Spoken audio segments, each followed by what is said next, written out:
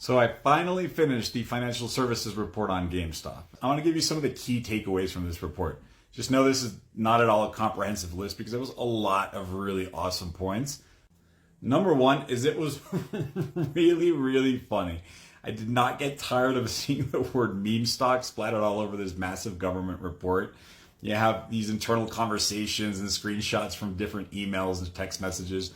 Next up, and I found this pretty surprising, was just how close the stock market came to breaking on this day. All right, you have a market which is complicated with a lot of players, and you just see the wheels coming off. Even though the report didn't say the stock market was going to break, it was clear it was. And some brokers couldn't process trades for shares that start with the letter A. Right.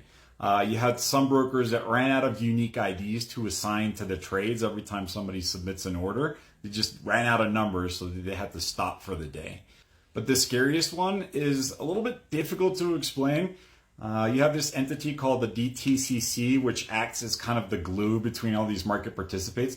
They had to waive over $9 billion worth of fees to avoid having scores of brokers violate these collateral rules, have their ability to participate in the market be revoked, and have all their positions liquidated. We're going to have to sell a lot of stocks that have nothing to do with GameStop.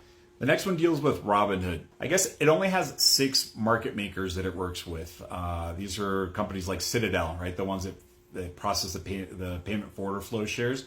It's the way they're actually able to buy and sell. And they have this contract. The way that they negotiated it is such that if a stock is really popular on any given day, these companies have to pay Robinhood really high commissions.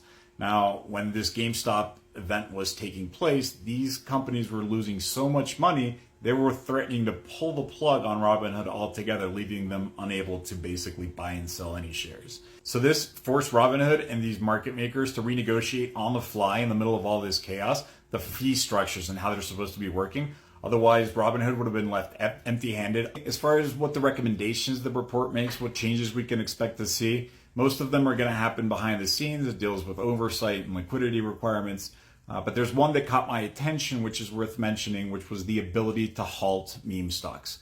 Currently, the market can halt certain stocks if they move too fast, too quick. But this gives additional flexibility to halt stocks based off of this meme categorization.